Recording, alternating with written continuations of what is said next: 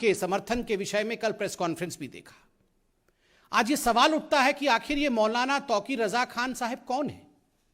याद करिए, मीडिया ने चंद दिनों पहले मौलाना साहब के एक वीडियो को दिखाया था जिसमें स्पष्ट रूप से मौलाना तौकीर रजा खान हिंदुओं के खिलाफ जहर उगल रहे थे उत्तर प्रदेश में।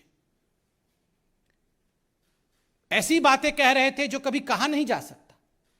मौलाना तौकीर रजा खान कह रहे थे कि अगर कानून की व्यवस्था मेरे जो यूथ हैं, मेरे जो जवान हैं, अर्थात जो मुस्लिम जवान हैं, उनके हाथों में कानून की व्यवस्था आ जाए तो जो हिंदू लोग हैं उनको सोचना पड़ेगा, हिंदुस्तान में रहने की जगह तक नहीं मिलेगी हिंदुओं को। आप सोच के देखिए किस प्रकार की यह घृणा की बात है, घृणा की पराकाष्ठा है, हाइट ऑफ हेट्रेड, जिसमें स्पष्ट रूप से एक मौलाना कह रहे हैं कि अगर हमने खुला छोड़ दिया अपने युवकों को तो धर्म विशेष का नाम लेकर कह रहे हैं कि हिंदुओं को हिंदुस्तान में रहने की जगह नहीं मिलेगी, देश छोड़ के जाना पड़ेगा। और तो और उसी लाइन में वो कहते हैं आगे कि हिंदुस्तान का नक्शा बदल के रख देंगे, हिंदुस्तान का नक्शा बदल जाएगा। हिंदुस्तान का नक्शा बदलने वाले लोग, जिन लोगों के मंसूबों में इस प्रकार की कारसादी है कि वो हिंदुस्तान के नक्शा को बदलना चाहते हैं, कानून की व्यवस्था को पलटना चाहते हैं, स्वाभाविक रूप से वैसे लोगों का समर्थन कांग्रेस पार्टी लेती है। ये कोई कांग्रेस पार्टी के लिए नया विषय नहीं है। It is not knew that the Congress party stands in alliance with such people who shower constant hatred against the Hindus and the philosophy of India. याद करिए, यही वो मौलाना तौकीर रजा खान है जिन्होंने CAA के समय कहा था हम तो अल्लाह वाले हैं, हम तो अल्लाह वाले हैं, हम चाहेंगे तो खून की नदियां बहा देंगे। और भाषण में यह भी कहा था हम तो जन्मजात लड़ाके हैं, हम तो जन्मजात लड़ाके हैं, we are born fighters, we will fight against the system. अगर हम चाहें तो हम खून की नदियां बहा देंगे, हम अल्लाह वाले हैं। इस प्रकार की बदजुबानी करने वालों के साथ प्रियंका वाड्रा खड़ी होती है, और ना केवल खड़ी होती है, उनके समर्थन के लिए गुहार करती है, और आखिरकार उनको समर्थन मिलता भी है। This is not new in Congress, I said so because आप याद करिए केरल में किस प्रकार से वेलफेयर पार्टी का और वेलफेयर पार्टी को चलाने वाले जमात ए इस्लामी, जो कि UAPA के अंतर्गत बैंड है, उस वेलफेयर पार्टी के साथ कांग्रेस पार्टी का गठबंधन हुआ था। याद करिए, चंद दिनों पहले हमने देखा था कर्नाटक में जब चुनाव हुए थे तो SDPI, जो कि एक पॉलिटिकल फ्रंट है, popular front of India PFI का, उसके साथ कांग्रेस पार्टी का गठबंधन था। बंगाल में ठीक उसी प्रकार इंडियन सेक्युलर फ्रंट, जो अब्बास सिद्दीकी हिंदुओं के खिलाफ जहर उगलते थे, उनके पार्टी के साथ गठबंधन कांग्रेस पार्टी ने बंगाल में किया था। स्वाभाविक रूप से ये जो रैडिकल सिंडिकेट है, कांग्रेस पार्टी का जो रैडिकल सिंडिकेट है, वो पूरे हिंदुस्तान के सामने आज एक्सपोज्ड है। The radical syndicate which is in fact furthered by the Congress party stands exposed in front of India today. और इसमें कोई कांग्रेस पार्टी अकेली नहीं है, इसमें प्रतिस्पर्धा हो रहा है। प्रतिस्पर्धा अर्थात कंपटीशन समाजवादी पार्टी के साथ है। याद रखिए, नाहिद हसन पे भारतीय जनता पार्टी ने अभी चंद दिनों पहले आवाज उठाई थी, उसका नतीजा आपने देखा, सत्य की जीत हुई। नाहिद हसन, जो कि कैराना से समाजवादी पार्टी के कैंडिडेट थे, आज वो जेल में हैं। वही नाहिद हसन जिसने हिंदुओं के खिलाफ जहर उगला था और कैराना में पलायन के लिए जो जिम्मेदार थे, वही नाहिद हसन जिसने कहा था हिंदुओं की दुकान से और हिंदू व्यापारियों से किसी प्रकार का संबंध नहीं रखना है, अगर उनसे हम सामान खरीदना बंद कर देंगे तो उनके पास कोई ऑप्शन नहीं बचेगा, उन्हें कैराना से पलायन करना पड़ेगा। उनको समाजवादी पार्टी ने टिकट दिया था, आज जेल के सलाखों के पीछे है।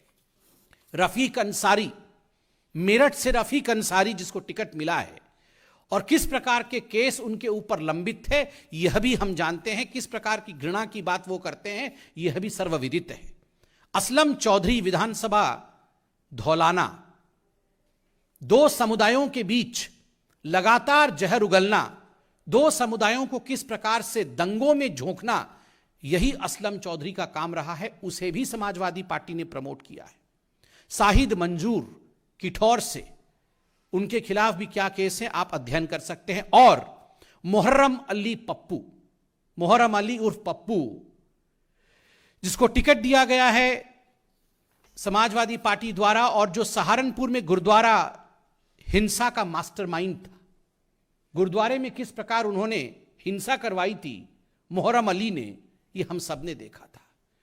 तो चाहे कांग्रेस पार्टी का मौलाना तौकीर रजा खान हो या समाजवादी पार्टी का नाहिद हसन, उद्देश्य केवल एक है।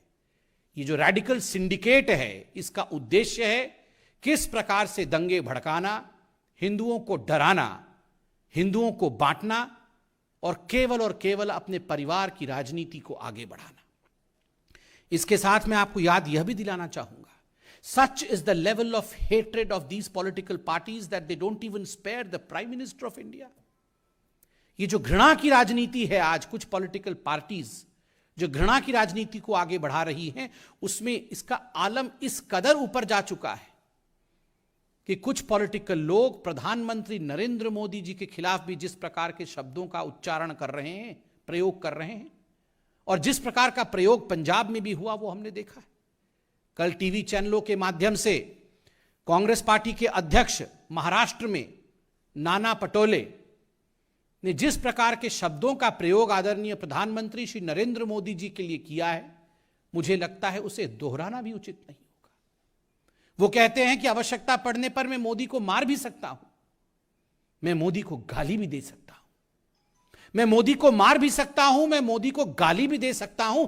आज मैं राहुल गांधी और प्रियंका वाड्रा से पूछना चाहता हूं, भारतीय जनता पार्टी की तरफ से, या आपके पार्टी के इतने बड़े बड़े नेता मोदी जी के खिलाफ, देश के प्रधानमंत्री के खिलाफ जिस प्रकार का जहर उगल रहे हैं, एक बात बिल्कुल स्पष्ट है, पंजाब में प्रधानमंत्री के सुरक्षा के ऊपर जिस प्रकार का हमला हुआ, सुरक्षा में चूक हुई, सुरक्षा में टूट हुई, वो प्रयोग था, संयोग नहीं था।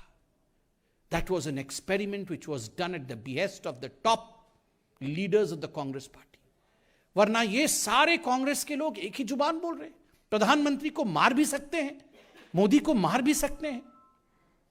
एक बात आज कांग्रेस को सुनना ही पड़ेगा, 2014 से पहले आपने मोदी जी के लिए इसी प्रकार के शब्दों का प्रयोग हमेशा किया। कभी उनको नीच कहा, कभी आपने कहा कि तू तो चाय वाला है, तू जाके हमारे अधिवेशन में चाय बेच, तुम्हें हम छोड़ेंगे नहीं। पाकिस्तान में जाकर आपने कहा कि मोदी को हटाना होगा, किंतु आपने जितना भी जहर उगला मोदी जी के खिलाफ, उतना ही अमृत हिंदुस्तान की जनता ने अपने प्रधानमंत्री के ऊपर बरसाया है। इसलिए आप इस